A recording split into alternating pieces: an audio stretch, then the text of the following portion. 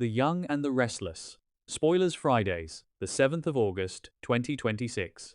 Hello, fellow Genoa City addicts. Welcome back to our channel. Today is an absolutely beautiful day to sit down, grab a cup of coffee, and dissect all the insane drama that just went down on The Young and the Restless.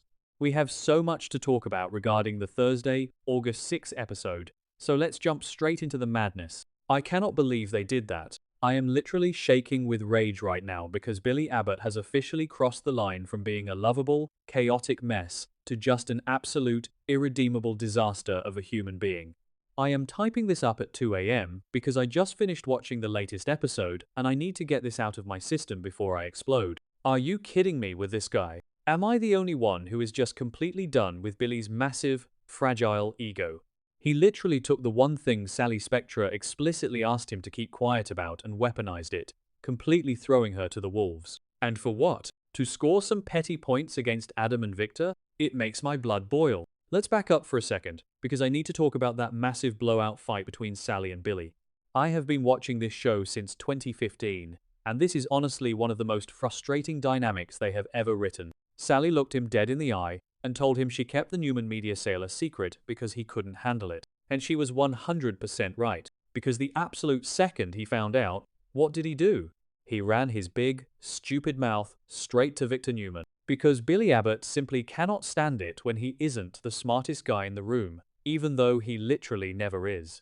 He always has to prove that he is the moral superior, the one who can outsmart the Newmans, but all he ever does is cause collateral damage to the people who actually love him. Now Victor is absolutely livid. And if there is one person in Genoa City you do not want breathing down your neck, it is Victor Newman.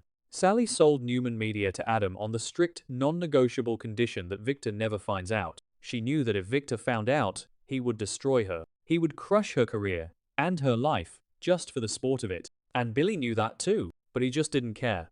He was so blinded by his deep-seated, pathetic hatred for Adam that he didn't even stop to think about how this would put a giant target on his pregnant girlfriend's back. Which brings me to the absolute most terrifying part of this entire storyline. Sally is pregnant. I am so scared for her right now. We all know what happened with baby Ava.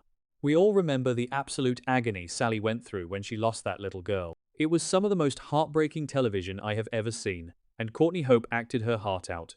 And now she is pregnant again, and instead of being in a safe, supportive, loving environment, she is being thrust into the middle of a vicious Newman family war zone because of Billy's big mouth. The stress of Victor Newman coming after her could literally put this baby at risk. I swear, if the writers make Sally lose another baby because of Billy's stupidity, I am going to riot. I will write a strongly worded letter to the network. I am not even joking. So now Sally is forced to crawl back to Adam to make a brand new deal to handle the fallout. And you know what? I am actually here for it. Because Adam, for all his dark and twisted faults, actually understands Sally. Remember when they tried this whole Billy is the safe choice thing with Victoria years ago? Yeah, didn't work then either. Billy is never the safe choice. Adam might be a dark soul, but he would burn the entire world down to protect Sally. I mean, think about it. Adam was willing to pay for Newman Media himself, just to keep Victor off her back. He remembered the Sunset Pink Nursery. That is love, people. That is deep, flawed, messy soap opera love. Wait, I'm getting ahead of myself. Okay, back to the point.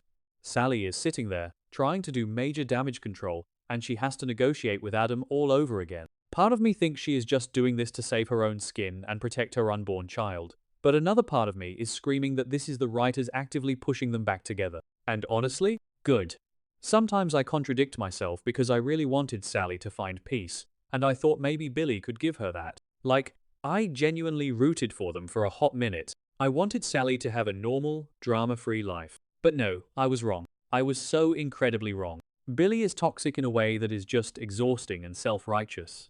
Adam is toxic in a way that is at least entertaining, deeply passionate, and fiercely loyal to the woman he loves. I hope Sally's new deal with Adam involves her kicking Billy to the curb and taking what is rightfully hers. Speaking of Billy being absolutely exhausting, can we please talk about this ridiculous, mind-boggling truce with Kane Ashby? I actually laughed out loud at my television screen when Billy and Kane agreed to put aside their differences to co-manage Chancellor Industries. Like, in what universe is this going to work? Billy hates Kane. Kane hates Billy. They have years and years of bitter, deep-seated resentment between them. Remember the whole bone marrow extortion thing? Remember every single time they have tried to work together in the past? It always ends in a massive, fiery explosion of egos. They are like oil and water, and putting them in the same C-suite is a recipe for absolute corporate disaster. But they are doing it for Jill. And this is where my heart actually breaks a little bit. Jill just wants peace. And the way she is asking for it, the sheer desperation in her voice, it really implies that she might be nearing the end of her life. If Jill Abbott is dying, I am not ready. I am simply not ready for that. Jess Walton is an absolute legend, and Jill is the backbone of so much of this show's incredible history. From her legendary fights with Catherine Chancellor to her fierce protection of her family, Jill is an icon. The fact that she has to spend what might be her final months begging her grown middle-aged son to just play nice with Kane is pathetic. Billy should be ashamed of himself. He should be bending over backwards to give his mother the peace of mind she deserves, but instead, he is making it all about his own petty grievances. Kane is taking a massive gamble here. He knows Billy is a ticking time bomb, but Kane is actually trying to step up for Jill. He is trying to be the bigger person, which is saying a lot considering Kane's own incredibly messy history. Billy, on the other hand, is just sitting there seething with jealousy. You can see it in his eyes. Even when he is agreeing to the truce, he is just waiting for the perfect moment to stab Kane in the back. Because Billy is too self-absorbed to realize that this isn't about him. It is about Jill honoring Catherine Chancellor's legacy and keeping the company intact. I hope Billy can pull his head out of his own ego before Jill passes away. But knowing Billy, he is going to completely ruin this within a week. He is going to find some way to sabotage Kane, and it is going to break Jill's heart all over again. Okay, let's pivot, because I need a desperate break from Billy Abbott's endless nonsense. Let's talk about the Shadow Room and the absolute shocker of the week. First of all, thank goodness Noah Newman and Sienna Bacall finally left Genoa City and went back to Los Angeles. I know some people are loving the dark, gritty Matt Clark storyline, but personally, I was so sick of seeing Noah and Sienna being traumatized and manipulated. Matt Clark is an absolute menace, a literal psychopath who has caused so much pain for the Newman family. Those two needed to get as far away from him as possible. Good for them for choosing their mental health, packing up their bags, and getting out of Dodge. They deserve a fresh start away from all the darkness that has been hovering over Genoa City lately. But with Noah and Sienna gone, the Shadow Room desperately needs a new manager. And who steps up to the plate? Danny Romalotti. I am sorry, but what? Danny Romalotti, the legendary rock star, the man who has toured the world, played in massive arenas, and lived the ultimate rock and roll lifestyle, is now going to be pouring drinks and managing a local nightclub in Genoa City. I am dead. I am literally deceased. This is the most unhinged, out-of-left-field career pivot I have ever seen on this show.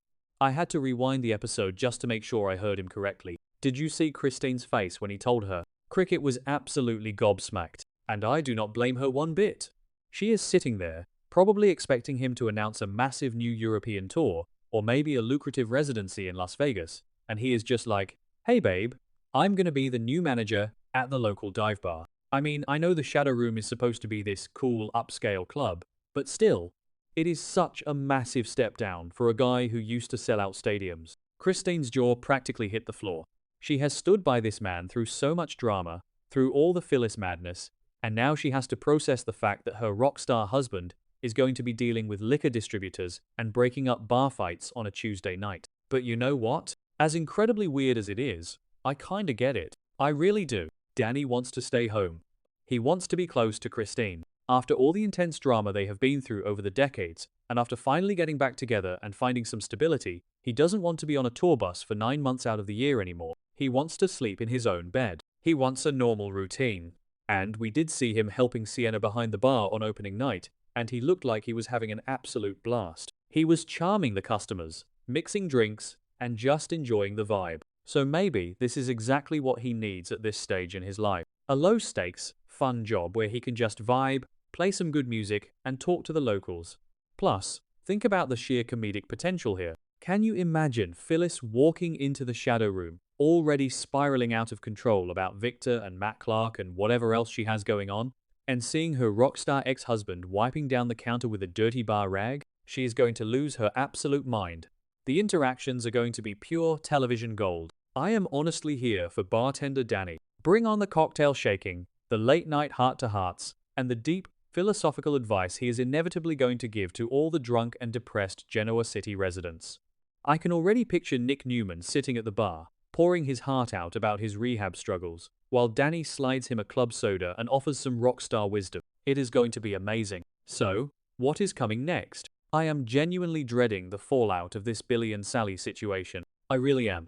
I think Sally is going to have to make a literal deal with the devil to save herself from an even bigger devil. Victor is not going to let this Newman Media thing go, and Adam is her only shield right now. And Billy?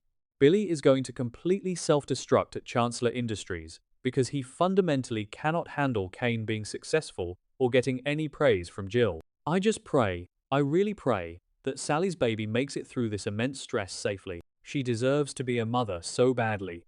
And I pray that Jill gets to see at least 1 week of genuine peace before Billy inevitably blows the whole company up. As for Danny Romalotti, I am officially buying the first round at the Shadow Room. Let's just hope he knows how to make a decent martini.